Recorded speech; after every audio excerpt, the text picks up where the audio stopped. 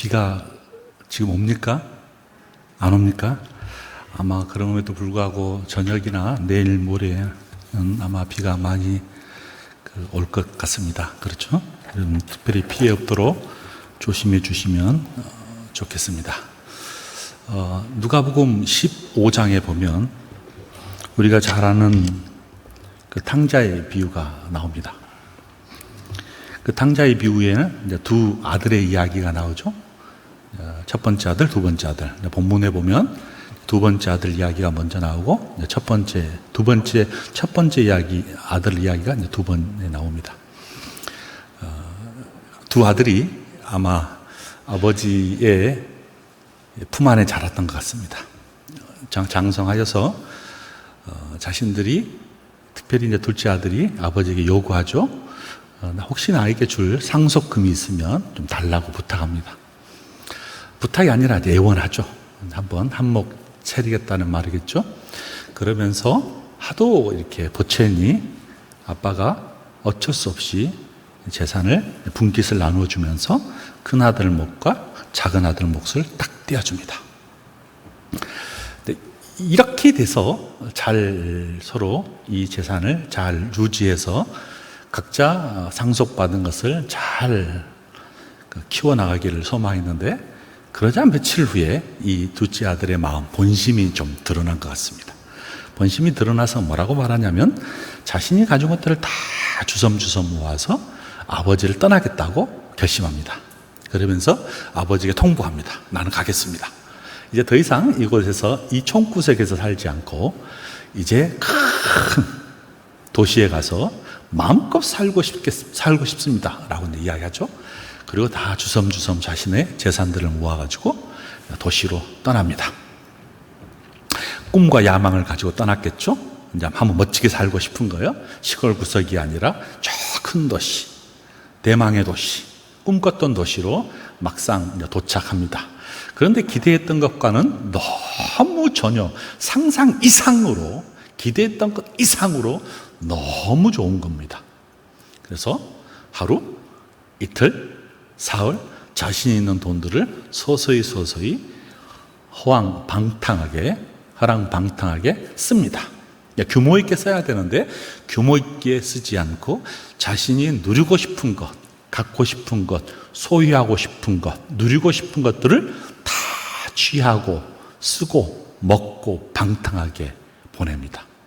그 방탕한 모습을 가르쳐서 큰 아들이 뭐라고 이렇게 조롱하냐면 창녀들과 놀아난 저 아들, 둘째 아들이라고 강하게 비판한 것 보면 상상할 수 있을 정도로 허랑방탕했던 것 같습니다. 그리고 자신이 가지고 있는 그 많은 소유를 일순간에 다 소비해버립니다. 엎친 데 덮친 격으로 자신이 일푼도 없이 다 허랑방탕하게 사용했을 뿐만 아니라 그때 그 시기에 자신이 머물고 있었던 도시에 흉년이 들어서 더 이상 먹을 수 있는 것들이 없었습니다.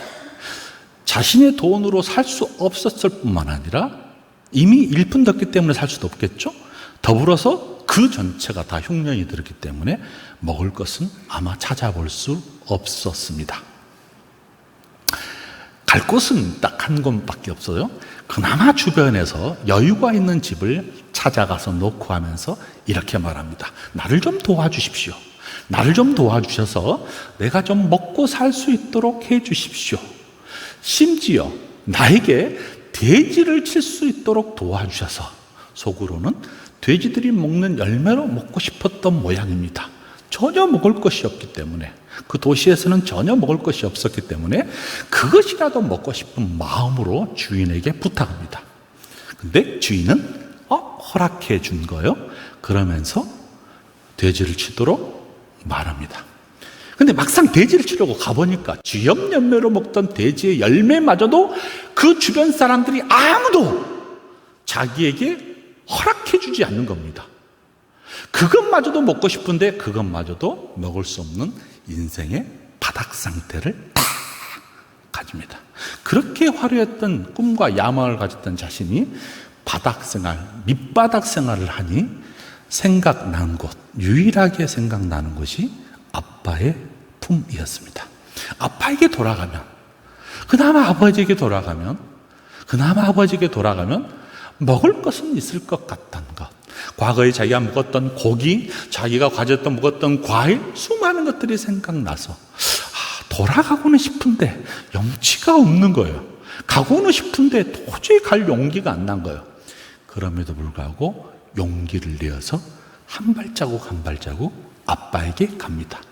그러면서 속으로 뭐라고 말하냐면, 이제 자신이 아버지와 하늘의 아버지께 죄를 범하였으니 이제 내가 아들이라고 생각하지 않고 종으로 여길 정도로 나는 종의 인생을 살겠다라고 각오를 하면서 아빠에게 돌아갑니다. 근데 아빠의 모습은 전혀 상상하지 못할 정도로 저 먼 곳에서 구름 한 조각처럼 보이는 겁니다. 아마 나왔을 때의 걸음과 고향에서 나왔을 때의 큰 소리 쳤던 자신과 인생의 바닥을 통해서 아버지께 돌아간 자신의 처라한 모습을 보면서 아마 무거운 발걸음을 처벅처벅 걸어가고 있었습니다. 가면 갈수록 아빠가 조금씩 선명하게 보인 거예요. 저 멀리에서 아빠가 보였던 구름 한 조각 같은 아빠의 모습이 서서히 윤곽이 드러나고 얼굴이 보여주고 형체가 드러나는 모습이 쫙 보이는 거예요. 가까이 왔다는 말이겠죠? 그런데 그 순간 아빠가 기다렸다는 듯이 가슴과 팔을 벌려서 이 아들을 확 껴안아 준 거예요. 그리고 목노와 슬픔과 기쁨이 혼재되어 있는 껴안아줌을 경험합니다. 그러면서 이렇게 말합니다. 내가 아빠에게 죄를 저었으니, 내가 아빠에게 죄를 범하였으니 나로 이제 아들이라고 칭하지 마시고 종이라고도 여겨주십시오 라고 자신을 엎드려서 아빠에게 죄를 고백할 뿐만 아니라 용서를 구할 뿐만 아니라 종이라고 자신을 내려놓습니다. 그런데 전혀 다른 반응이 보여요. 어떤 반응이 보이냐면, 아빠는 진짜 자기의 종에게 부탁하기를 뭐라면, 이 아들에게 새 옷을 입히고 손에 손가락, 가락지를 끼워주고 발에 새 신발을 신겨달라고, 전신을 다시 새롭게 해달라고 종에게 부탁합니다. 그러면서 뭐라고 한 줄 아세요? 송아지를 잡아라고 말하면서 함께 누리는 식탁으로 너를 초대한다고 말을 하면서 기쁨을 공유합니다. 이것이 바로 하나님의 사랑입니다.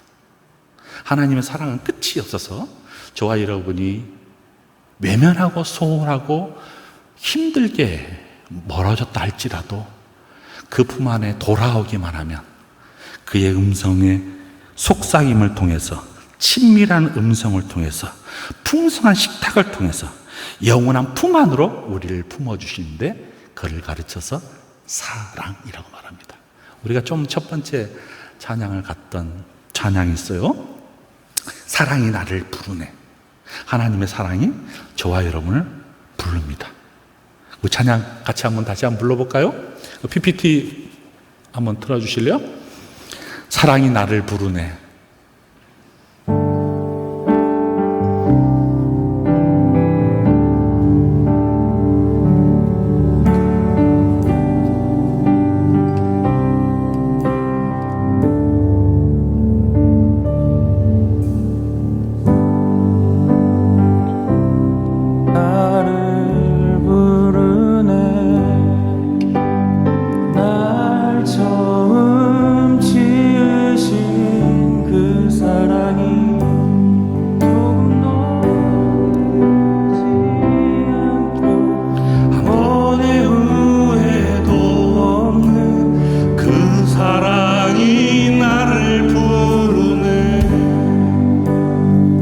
사랑이 나를 부르네. 사랑이 나를 부르네.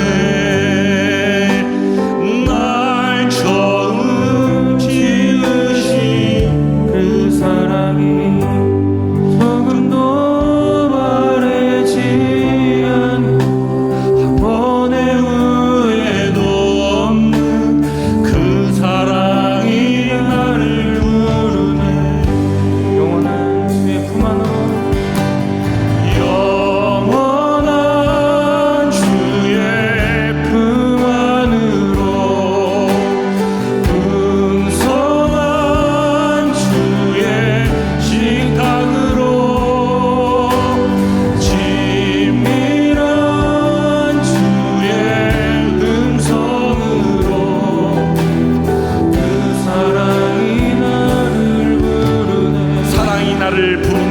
한번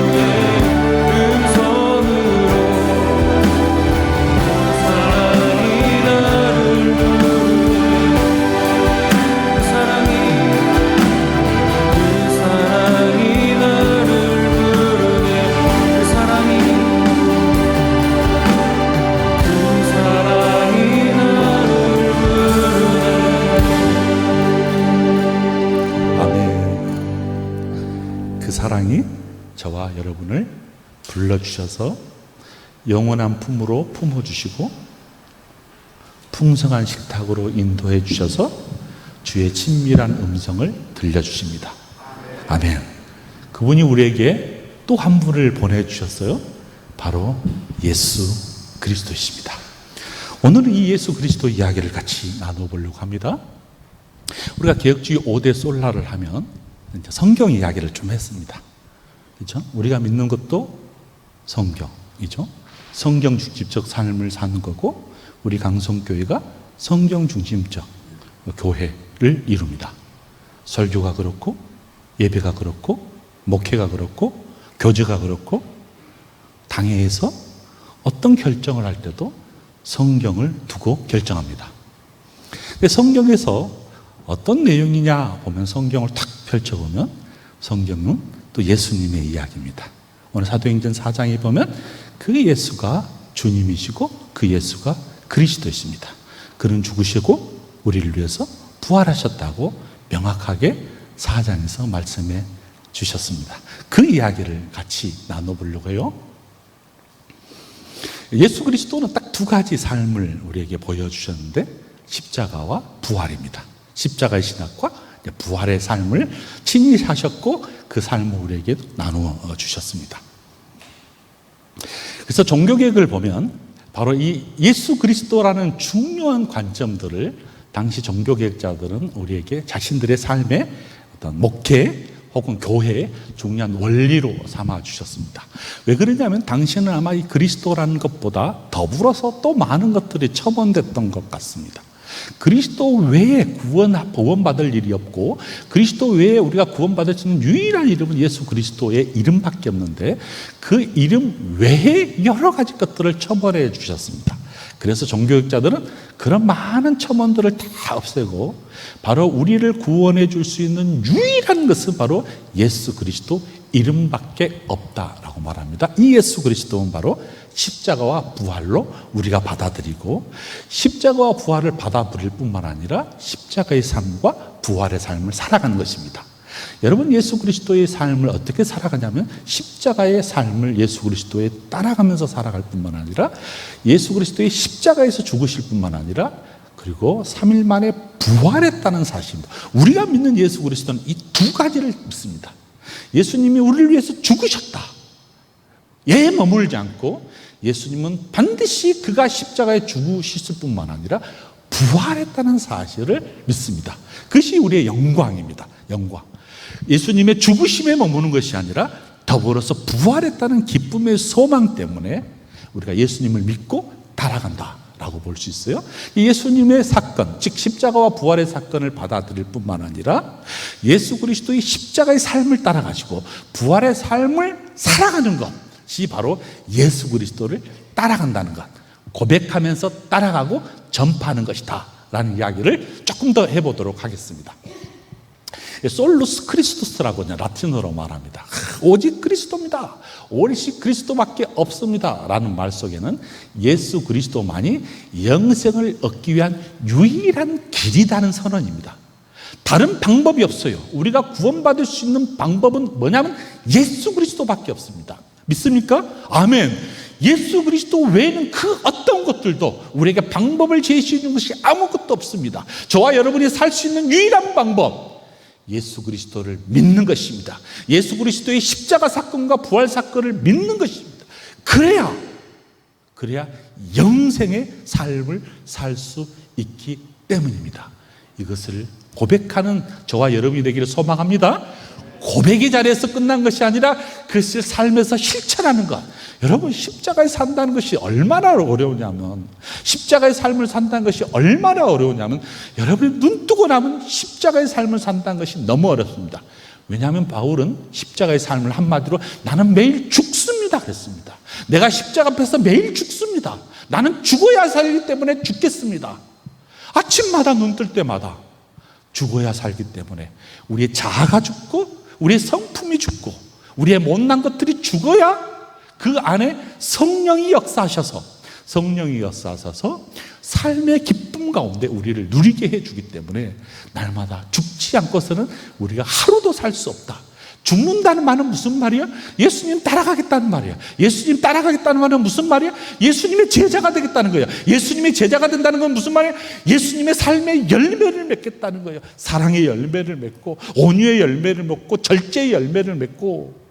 여러분, 내가 늘 강조하지만 제일 힘든 것이 사랑하는 것입니다.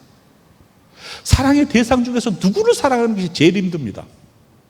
원수. 성경은 원수를 사랑하라 그러거든요. 아니, 좋은 사람 사랑하라면 다 하죠. 원수를 사랑하래요. 내가 늘 이야기하지만 원수가 누구예요? 권사님, 원수가 누구예요? 멀리 있지 않아요. 원수는 이 남편이 원수고 아내가 원수. 가장 큰 원수는 누구예요? 자식이에요. 자식. 죽기 전까지 걱정해야 되고 염려해야 되고 돈에도 염려, 집에 둬도 염려. 그래서 우리는 자식을 원수라고 하지 않고 왼수라고 합니다. 왼수. 액센트를 주죠. 근데 성경은 뭐라고, 그 왼수를 뭐 하라고요? 사랑하래요. 미쳐버리겠죠. 미쳐버린 거예요. 되게 힘듭니다. 사랑하기가 힘들어요. 근데 사랑해래요. 가장 큰 사랑할 수 있는 방법이 뭐예요? 오래 참으래요. 내가 자주 하는 이야기잖아요. 우리 엄마들이 가장 잘 쓰는 말, 한 번만 더 하면 죽여버리겠다고. 한 번만 더 하면, 자식들한테 하는 이야기잖아요. 한 번만 더 하면 죽여버리겠다고. 왜냐하면 우리는 제한적이에요. 한 번. 근데 끝이 없대요. 엔드리스래요. 없대요. 그러니 사랑하기가 너무 없고 오래 참으래요. 7번만 용서하라면서 용서하겠는데 7번에서 또 수없이 용서하래요. 어려워요.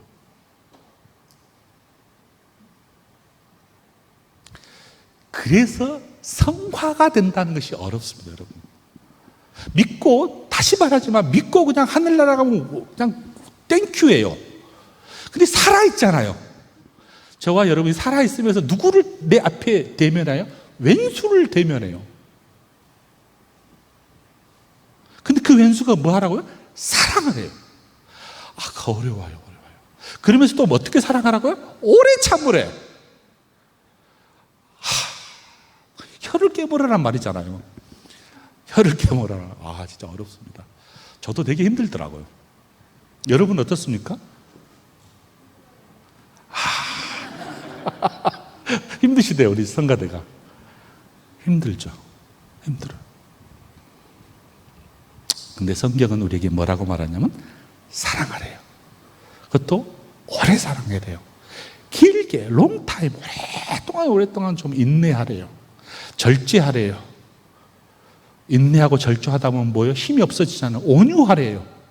스펀지 같은 사람이 되래요. 이것이 십자가에 지는 삶의 모습이거든요. 되게 힘듭니다. 그렇게 해서 예수를 닮아가는 거죠. 그렇게 해서 예수님 닮아가는 거예요.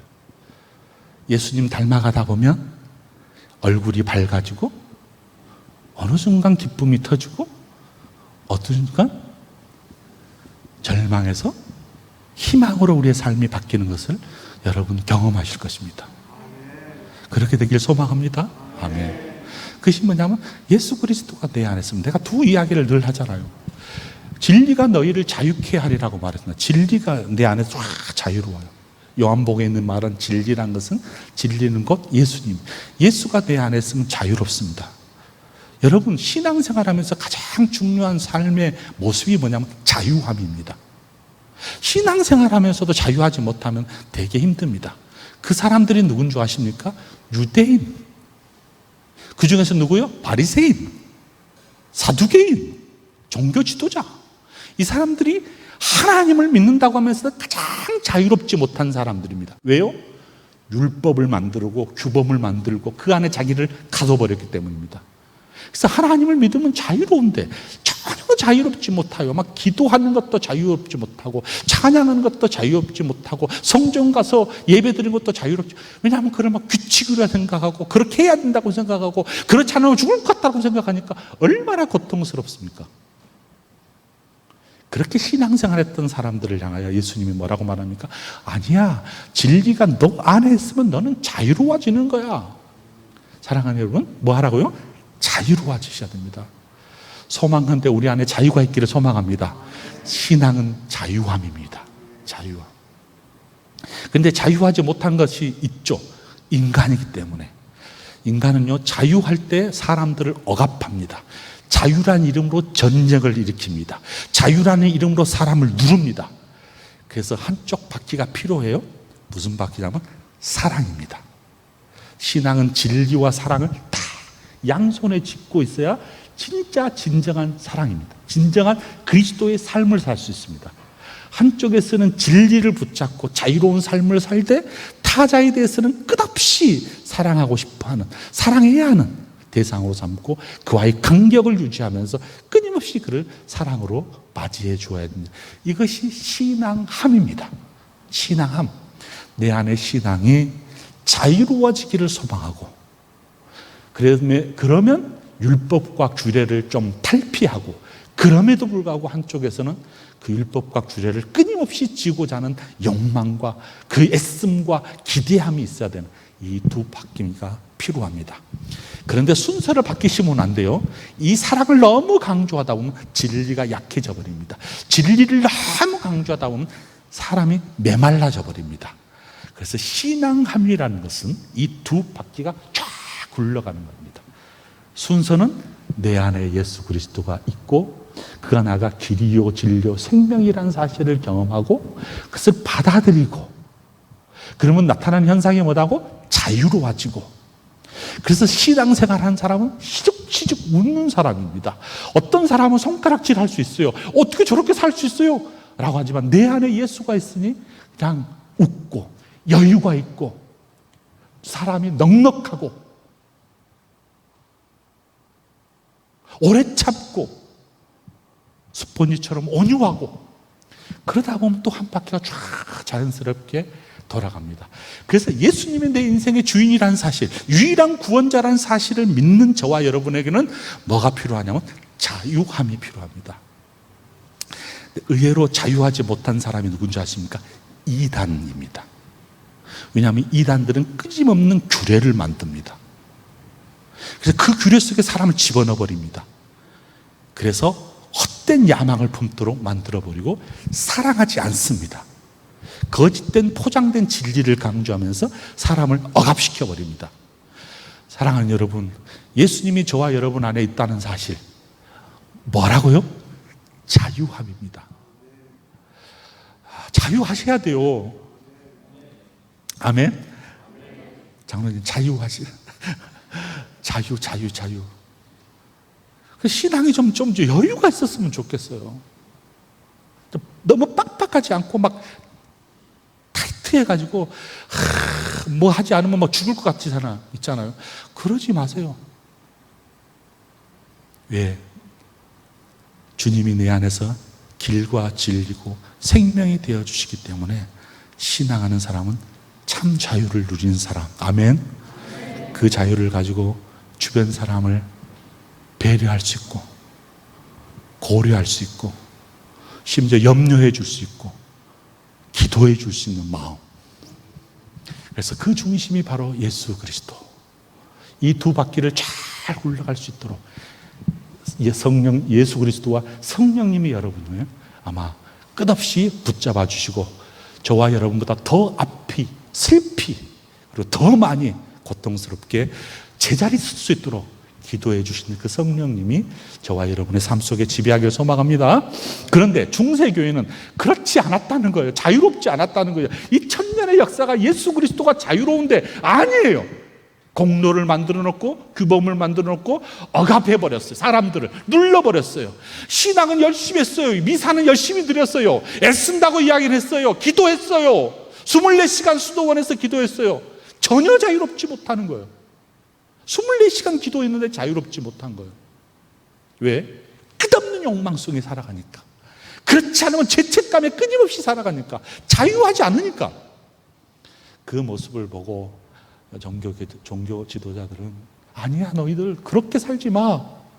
그래서 교회가 이렇게 오염돼 버렸어. 교회가 그래서 이렇게 타락해 버렸어. 교회가 그렇게 해서 메말라 버리고 형식화돼 버렸어. 역동성이 사라져 버리고 생명이 사라져 버리니까 화석화돼 버리고 굳어 버리고 굳어진 교회를 향하여서 예수 그리스도가 교회의 모퉁이 돌이 될 뿐만 아니라 중심이 될 수 있도록 이야기해 주었습니다.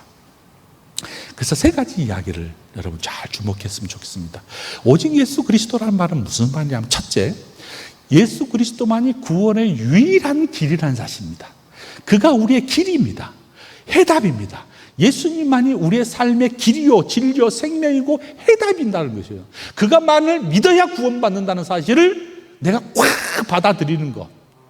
이것이 예수 그리스도를 주장하는 중요한 삶의 기준, 고백입니다. 이렇게 고백을 하는 사람은 뭐한 사람이냐면, 두 번째, 이 고백에서 머무른 것이 아니라 그것을 전하고 싶은 열망이 생깁니다. 나누어 주고 싶은 열망이 생깁니다. 여러분, 사도행전 1장, 2장, 3장, 4장 오늘까지 봐서 쭉 보더라도 사도행전에 예수님의 제자들의 이야기 아니에요? 성령의 역사들의 이야기 아니에요? 그들이 초질간, 베드로와 요한도 안진뱅이를 일으켜주고 사람들을 치유해주면서도 끊임없이 뭐라고 말하는 줄 아세요? 오직 예수 그리스도만을 믿어야 구원받는다는 이야기를 해줍니다.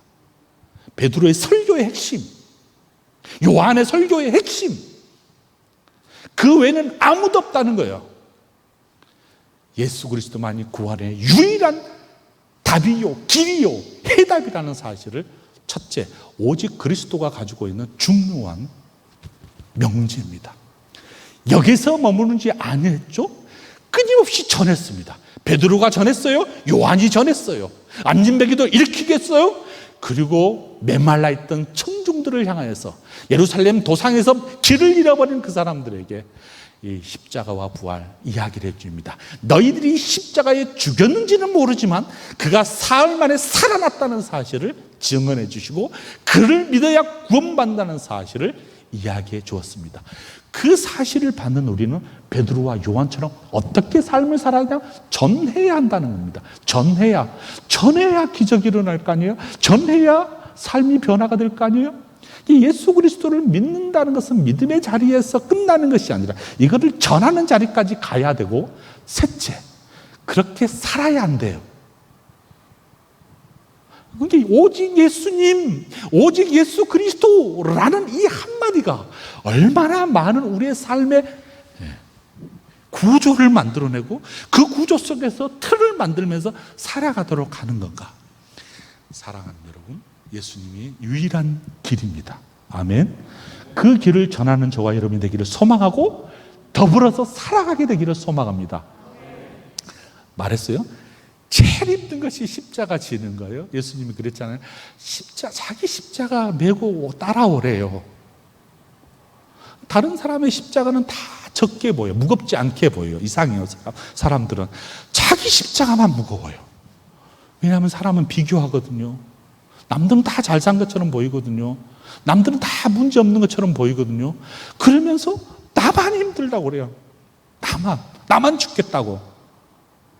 아니요, 저도 죽겠어요. 다 십자가가 있어요. 자기 십자가가. 십자가 없는 사람 없어요. 나는 룰랄라에 말하지 마세요. 그런 사람 없어요. 자기 십자가, 각양의 모습으로 십자가를 져요. 어떤 사람 너무 십자가가 무거워서 밤샘을 설치는 사람이 있어요. 너무 고통스러워서 잠이 안 오는 사람 많습니다. 권사님, 잠 잘 와요? 그냥 누우면 자요? 어떤 사람 누우면 잔대. 진짜 부러워요. 내가 지난번에, 나는 우리 그 동료 교수님하고 같이 가끔씩 이제 우리 수련회 가면 그분하고 저하고 자는데, 그분은 진짜 기가 막혀요. 딱 대면 자버려요. 와, 나는 대면 잠이 안 와. 왜냐하면 저는 코를 걸거든요. 약간. 나는 약간 건데 그 사람 나를 보고 많이 건대요. 그래서 내가 너무 억울해요. 막 그래요. 그리고 거의 잠을 안 자요. 저는. 왜냐하면 약간 부담스러우니까. 너무 잘 자요. 아침에 일어나면 자기가 하는 말이 뭐냐면, 나 때문에 한숨도 못 잤대요. 우라통이 터지잖아요. 이거 말이 됩니까, 이거는? 그래서 내가 녹음을 해놓겠다고 막 웃으면서 해야겠어요. 사람은 다 그렇게 각양의 모습으로 살아요. 자는 사람처럼 보이지만 자기는 한 잠도 못 잤대요. 그런 사람이 있어요. 십자가가 있다는 거예요. 다 각자 자기의 십자가가 있어요. 야, 묘하죠? 묘해요. 그래서 그 십자가를 절하고 말씀해 줍니다. 살아가면서 다 짐이 있습니다. 그것도 무거운 짐이 있습니다. 여러분, 나는 없으면 될 것 같아요? 아니에요. 그 사람은요, 좀 더 살아보세요. 권사님, 그렇죠? 살아보니까 좋아요? 쉽지 않죠? 쉽지 않아요. 그렇잖아요. 조카까지도 이제, 우리 권사님은 순천에 있는 조카까지도 저한테 막 부탁하더라고요. 조카 맞죠? 우리 목사님. 그렇죠? 우리 조카가 백세 신학교 전도사인데, 목사님 잘 좀 돌봐주세요. 얼마나 염려가 됐으면 가봐죠. 그 친구 지금 해남에서 잘하고 있어요. 그렇죠? 야, 제가 아는 목사님 밑에 가서 지금 목회를 잘 배우고 있다 그러더라고요. 살면서 다 염려가 있습니다. 걱정이 있습니다. 십자가가 있습니다. 그래서 예수님이 뭐라고 합니까? 그 많은 수많은 십자가와 염려를 가르쳐서 한마디잖아요. 염려하지 마라. 모든 것을 다 나에게 맡겨버려라. 이게 십자가를 내가 지려오니까 힘들잖아요. 살아갈 때 뭐 하는 중요해요? 맡겨버리는 겁니다. 쉽지는 않아요. 근데 맡겨라. 나에게 맡기게만 해라. 너가 움켜쥐지 말고, 너가 하려고 하지 말고 그냥 나에게 맡겨. 그럼 내가 책임져 줄게. 그래서 주님이 감사한 거예요. 주님을 믿는 것이. 우리가 염려해서 해결될 수 있는 것은 하나도 없어요. 키 자라요? 내가 늘 이야기했잖아. 성경이 말하잖아. 염려한다고 키가 자라드냐? 안 돼요. 염려하면 더 키가 적어져요. 염려한다고 살 빠지냐? 염려하면 더 쪄요. 살이 더 쪄요. 저같이 봐서 맨날 염려하니까 살만 찌고. 다이어트 해야 되는데 사람마다 골치 아파요. 다 있어요. 자, 그래서 이 세 가지 이야기를 벌써 54분 내버렸어요. 좀 더 해보겠습니다. 예수 그리스도를 믿는다는 것은 그를 예수님이 내 인생의 주인이라는 것을 믿는 것이다. 그게 사랑의 접붙임을 바라고 그 사랑으로 인하여 보내준 예수 그리스도를 내 중심에 모신 것이다. 자, 이것을 가르쳐서 너무 귀중하니 나도 사람 만나는 사람마다 전하고 나누어 주어야겠다. 나눠줄 때 이 나누어줌에 설득이 있기 위해서는 내가 그렇게 살아야 돼요. 여러분, 목사가 제일 힘든 것이 뭔지 아십니까? 설교자가 제일 힘든 것이 뭐냐면, 제가 개인적으로 고백입니다. 제가 제 설교한 대로 살지 못하는 것이 제일 힘듭니다. 설교자가 힘든 것이 뭐냐면 자기가 설교한 대로 살지 못하는 것이 힘들어요. 그래서 이것을 거부하죠, 사람들이. 그렇게 이중적이니까 거부해. 그런데 저는 어떤 소명을 또 받았냐면 그것을 그럼에도 불구하고 전하라는 소명 때문에 목사가 됐습니다. 이 이중적 목사의 갈등입니다. 전해야 된다는 소명은 받았어요. 근데 그것을 이루기 너무 어려워요. 왜? 목사도 인간이니까 못 살아요, 그렇게. 근데 꼭 뒷조사한 사람이 있어요. 뒷조사가, 목사님 왜 그러세요? 목사님은 기도도 하지 않고, 목사님은 말 설교대로 말도 치지 않고. 그냥 작아져 버립니다. 괴롭습니다. 그러니까 저도 그냥 불쌍히 여겨주시면 됩니다. 만사형통. 짠하다 애쓰고 있구나. 근데 목사가 설득력이 있으려면 살아야 되겠죠. 그래서 목사가 힘들더라고요, 저도. 정말 힘들더라고요, 저도. 그래서 목사님을 볼 때 우리 교육자들 있잖아요. 불쌍히 여기면 다 만사형통입니다. 짠하다 애쓴다. 우리를 위해서 기도해 주시니 고생하신다. 밥이나 먹고 사냐 뭐 이런 식으로 이렇게 하면 다 해결됩니다.